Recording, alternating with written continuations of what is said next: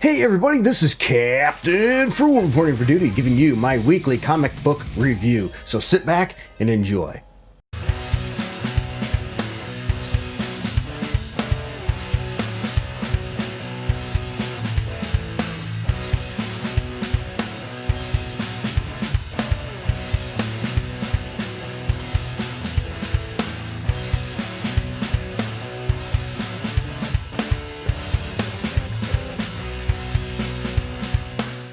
Alright everybody, for those of you that know the drill, I go over a bunch of comic books for the week that I chose to read.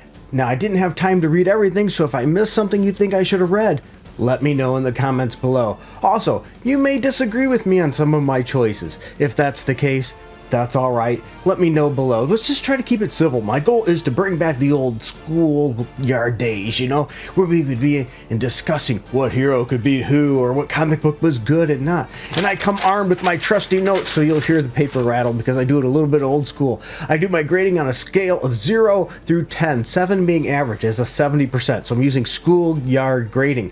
But that's not all. I also used a League of Comics Geeks to give you other people's views as well as a brief overview of the comic book as well. So let's jump right in. Welcome back everybody to the weekly comic book review, and I want to start off by saying thank you for everybody for supporting this channel.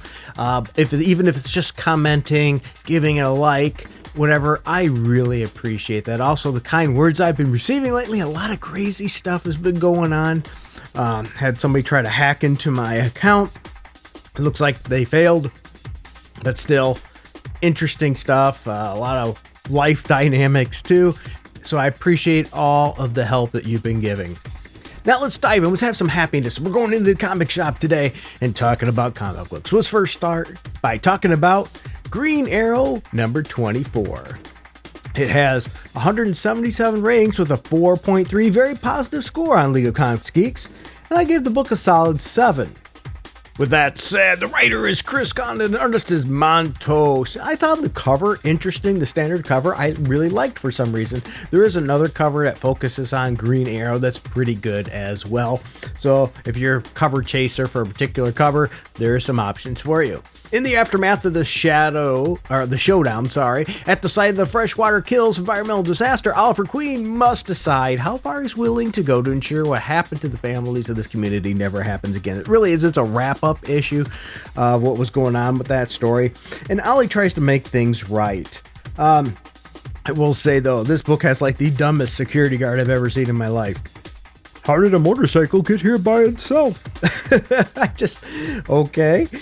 Mediocre art in this one. It's a bit of a slow issue though. Nothing terrible, but it's definitely not one to get if you haven't been reading Green Arrow. It's maybe, if you've been reading that series, yeah, go ahead and finish it up, but otherwise I'd skip it. And while we're on the theme of green, let's talk about Green Lantern number 23. It had 161 ratings with a 3.9, mostly positive score, and I gave the book a 7.4. Writer's Jeremy Adams, artist is Zermianko, I guess.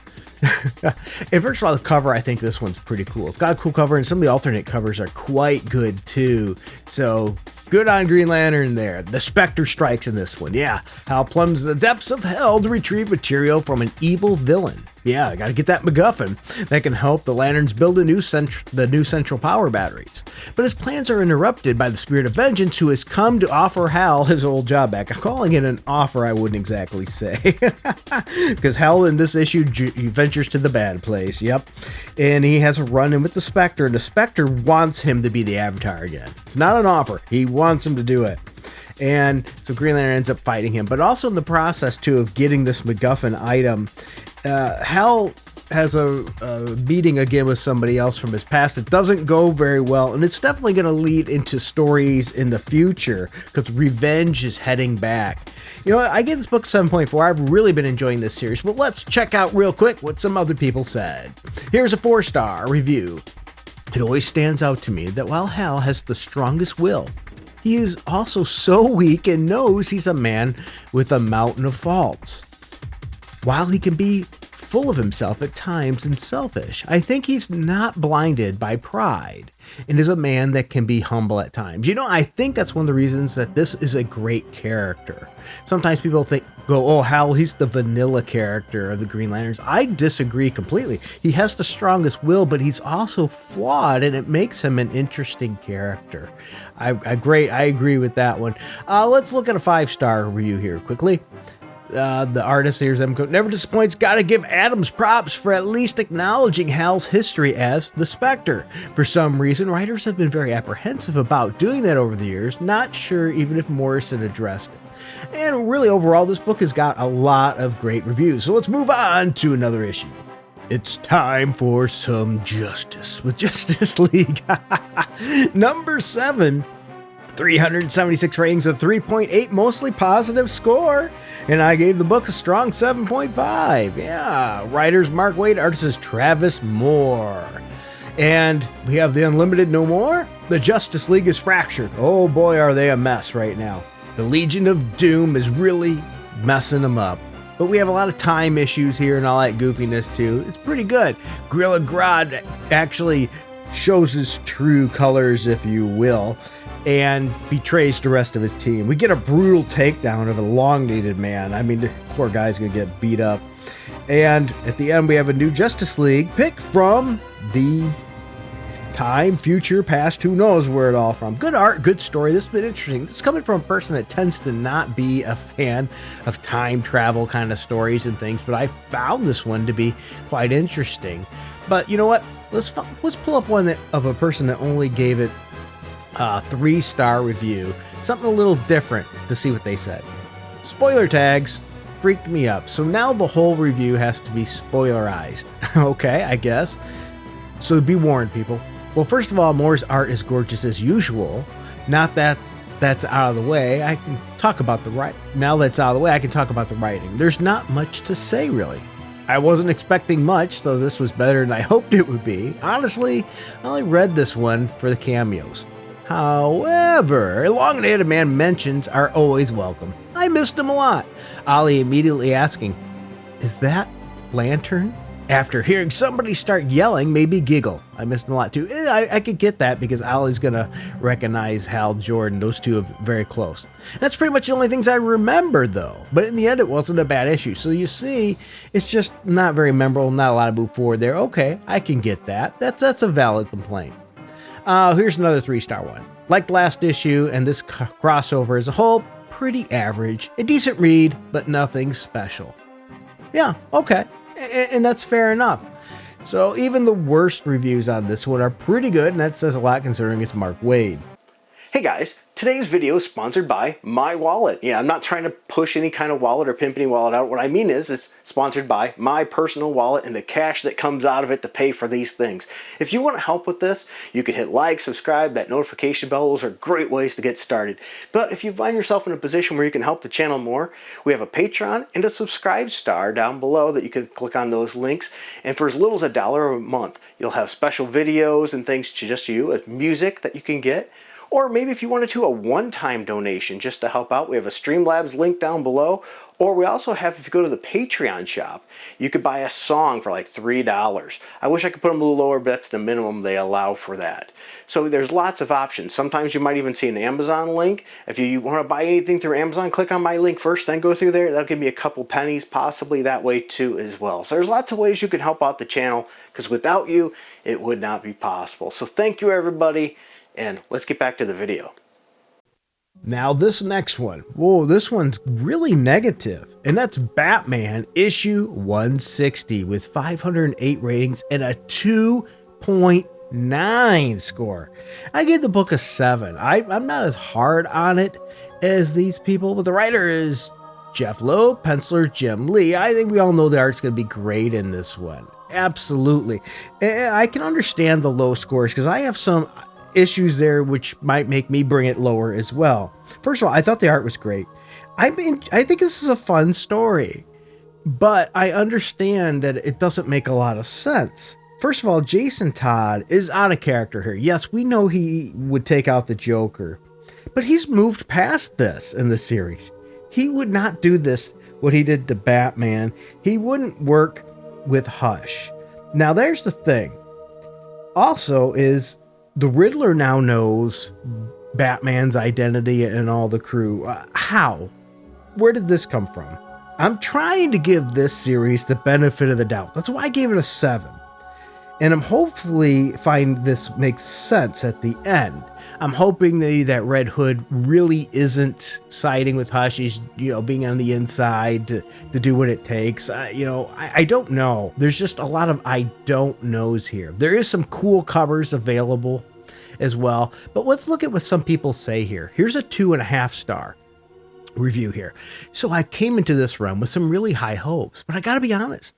It hasn't totally lived up to the hype for me so far. Like, yeah, it's cool seeing Hush back and all, but it just feels a bit off.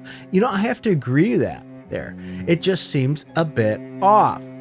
Let's look at another one here that's a 2.5 star review. It says, it's safe to say that Jim Lee's art is really carrying the story. Boy, do I agree with that one. Every panel is gorgeous to look at. Meanwhile, the story is not terrible, but nothing all that new either. We get a scene of Jim watching footage of Batman letting the Joker go free, which is probably going to cause conflict between the two, but I hope it doesn't, because it's the first Hush. Jim literally stopped Batman from nearly killing the Joker at one point. And admittedly, cool as Barbara looks, I really wish she was just Oracle in this story. Okay, fair enough. I still don't hate the new Riddler design. Sorry, not sorry.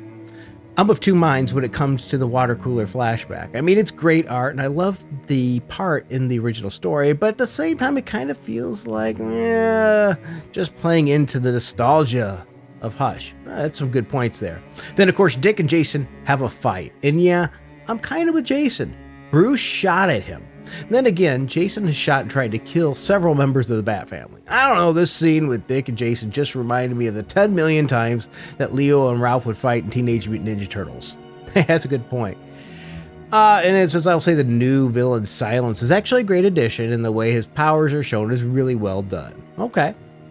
And the Damian literally jumps right in with Bane. Yeah, no explanation, no setup, just pop out of nowhere to come in and save the day. Okay, I get that, but we do have some in the Batman Robin series of how that worked out there, how they got together. So keep that in mind.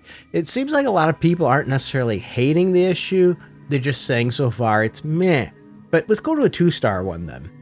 I seriously thought this was just set after the first Hush. I feel like the story even worse than set in the current timeline. Dude, I'm not even going to defend Batman on this one.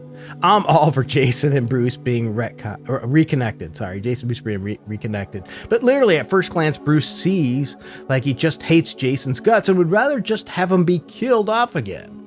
First, we got the lobotomy, then we got a gunshot. I don't know. No, this comic pisses me off because not only does it not make sense for how Jason and Bruce act now, I agree there, or even Dick and Jason. I mean, come on. We had some really good moments between them and Tom Taylor's run of Nightwing. How true. They are just, it didn't make sense. They were completely out of character. I feel like DC writers forget that Bruce still clearly loves Jason. Despite his actions, it would be nice to see Batman not be such an a-hole towards his son. But I guess DC likes keeping Batman edgy at all times. Listen, I'm not saying that I have to agree on everything because they're not going to. And I don't want them constantly working together. I enjoy it. Jason pops up at random missions and other stuff like he did in Tom Taylor's run and even the current Detective comics. You can have a middle ground. It doesn't have to be Batman and Jason trying to kill each other in every comic they interact. And it doesn't have to be Jason kissing Batman's butt. Well said. I don't know what else to say. It just gets frustrating to watch writers resort Bruce and Jason's relationship to be so violent all the time. It kind of takes away from the inner conflict they both have with each other, which feels much more interesting idea. Damian jumping in with Bane was just also too random. Well, there you have it, people. A lot of people think the Bane thing was too random. I agree that was overly random. There's just not, I don't know, just not enough here. And it seems like a lot of people agree with me that the characterization with Bruce and Jason just isn't right here. Well, let's go to something good. Let's go to something positive. Superman number 26, 323 ratings with a 3.9 score, mostly positive. And I gave this book, you ready? An 8. I really like this one. Joshua Williams is the writer. Artist is Sean Zeski. Sorry. Anyway, Superman is infected with red kryptonite. And after the shocking events of Superman number 25 with Lex Luthor and Mercy Graves, Superman is possessed with a new kind of anger because of that red kryptonite. And so it's interesting what happens to him. You can see Superman rage here. Good art in this issue, good pacing, and a solid story. There's some interesting covers for this book as well. Mercy is triggering Superman like a blue-haired liberal at a Trump parade in this issue. I mean, it's crazy. It just hits switch and Batman's pissed. Pretty darn good issue. Looking at the other League of Comics Geeks results here, mostly is positive after positive. Here's a 4-star review. I like how everyone who has been reading this current run of Superman has been rewarded because all the pieces are coming together. Yeah, I have to say, very, very well done. I don't see any negatives in here. Good, solid book. If you're not checking out Superman, you really need to. Now, this next book is absolutely phenomenal. This is my book of the week. The book I think you should be reading, and that's G.I. Joe number 7, 174 ratings with a 4.2 score. I wish it had more people reading it, though. It's not bad probably for numbers, but man, this book deserves more. First of all, this cover is just awesome. I mean, we got Beachhead and Flint on it on the standard cover, and there's some really good alternate covers for this book as well. Some retailer exclusives and incentive covers. I'm not a cover collector. I think the standard one is just good enough. I enjoyed it. And by the way, if I sound a little groggy, it's allergies. They're kicking my butt. Anyway, this book, as I said, 4.2, very positive score. I gave the book a 9. I might not have said that, by the way. 174 ratings, 4.2 score. League of Comics Geeks, I gave it a 9. Solid. Great book. Writer Joshua Williamson, artist Andrea Molina. A standalone Night Force covert op. Yeah, that's what we get here. A covert G.I. Joe op. The first appearance of the iconic Beachhead. He is awesome in this issue. But is this really his last mission? The new G.I. Joe epic starts here. Yeah, I can't say enough. I love this cover. Then the writer did a great job here with Beachhead. I mean, you read this, he's like, dude, this guy is awesome. This is it.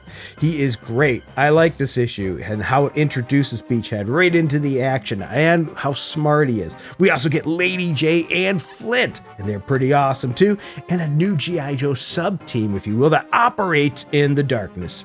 Great art, great action in this issue, great story, a lot of fun. If you are a G.I. Joe fan, this is a must-read. Matter of fact, if you're not a G.I. Joe fan, I suggest checking this out because I think you are missing a lot. And by looking at the other people's reviews, it's just awesome. I mean, people are agreeing. It's really good. I don't see anything negative to share that really runs converse to what I was saying. Now let's go to one that's, not as good. And that's The Avengers number 26. It does have 136 ratings with a 3.8 score, mostly positive, but I gave the book a 6.5, so I'm not on the same page. All right, so anyway, we have the writer is Jed McKay, artist is Andrea Roccato. First of all, when we talk about the standard cover of this issue, it's a lame cover. I'm sorry, this cover does no good. It's a first place perspective, sure, but the way they drew Sam, just terrible. There's some alternate covers that are okay at best, but there's really nothing good here to draw you. And that's one of the first things that get me. When you look at the cover, it goes, this isn't a good cover at all. It just doesn't really appeal to me.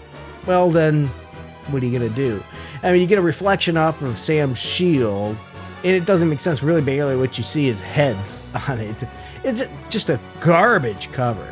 Well, anyway, we have the Masters of Evil here, this new version of the team, an impossible city. And of course, we have Sam trying to fight them off. He has to communicate, has to go to a certain spot, which is going to reveal where he is. So anyway, mediocre art. And the suit that Sam gets is garbage. It looks like crap, so I had to downgrade it there.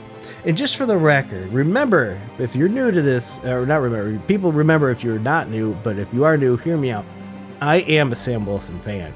Okay? I am a Falcon fan. Him with Captain America is great. I loved him in several different suits. Matter of fact, I'm fine with him wearing a red, white, and blue suit. Just don't call him Captain America. He's Falcon. He's earned his own title, people. But, you know, Marvel just can't do that because they have to try to be lazy and sell books based on a character's name rather than who they are, rather than building them up. And this is such a missed opportunity. And I've said this time and time again. The movies introduced a lot of people to Falcon that didn't know him. They thought, hey, this dude is cool. And then they completely blew it. And that's the case here. Finally getting the respect he deserves in his second string version of Captain America. With now he gets this temporary garbage suit. And we get a really, and the reason I tie right there, by the way, is we get a really ironic story panel here that Sam says, Sam, which is a second-rate Captain America himself, is calling a villain a second-rate Iron Man villain. Hello? What do you got here? He's a second-rate Captain America. Who does he have to talk? But we do get a deep cut to a classic Avengers story regarding Jarvis. You know, and him getting hurt and beat down. And I thought that was a nice touch, a little throwback there. So I added a little bit to my score. That's why it was up to a 6.5, which isn't great. But, you know, I'd really like to know, what are your thoughts on this current version of Avengers? Are you enjoying it? And I'm going to share one that's a positive one because I think it needs to have a counterbalance to my highly negative. I had the chance to read this before. It was released for a review with Nerd Initiative. Here's a quick excerpt. Just another amazingly structured story arc by Jed MacKay. One thing you can count on from MacKay is previous plots or characters be circled back from earlier writing on the same run. This writing style is also on display in this X-Men series. Personally, I appreciate seeing characters and plot threads return later down the road to build new arcs. As a reader, it makes you circle back to previous issues to see what you missed, or how is a character back center stage. So, okay, that's pretty darn positive, isn't it? As I said, I like to try to paint books in a fair version, you know, give a different shake, a different view. Let's look at another one here that's a 4-star. Always loved the Masters of Evil.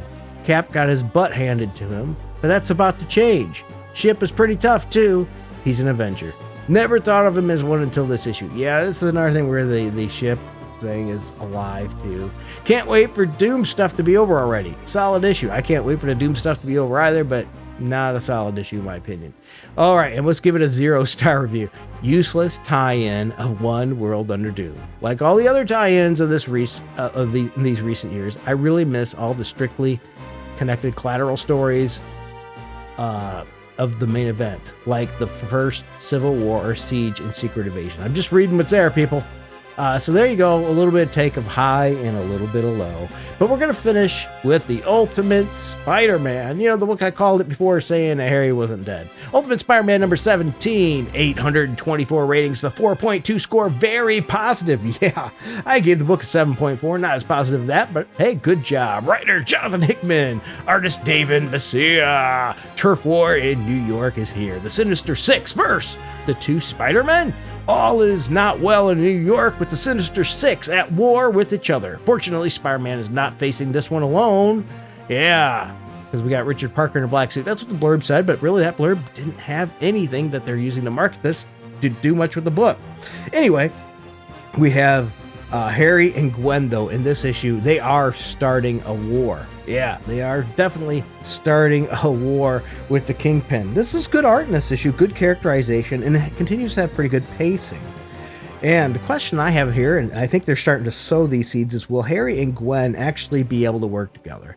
Now, even though Harry now knows that she's a Mysterio, he doesn't know all about the Mysterio thing and how the powers pass and time and all this, how there's multiple of them and who's involved. He's still left in the dark. And each one of these characters, Gwen and Harry, have their own goals to achieve on this. So will their goals run parallel to work together throughout this series, or are they going to intersect and have an issue? I think I see where this is going. There's going to be a problem there. Keeping it interesting. I've been enjoying this. If you are a Spider-Man fan and you're not into the Amazing because, well, it's been anything but amazing, this is probably the series to be checking out for your Spider-Man fix. There's also some interesting covers for this that you might want to check out as well.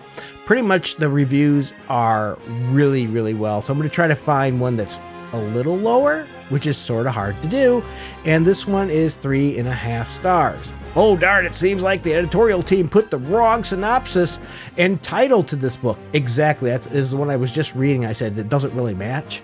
They're saying the same thing. I hope to read the real Ultimate Spider-Man issue one day, but Ultimate Green Goblin number 17 is good enough until that.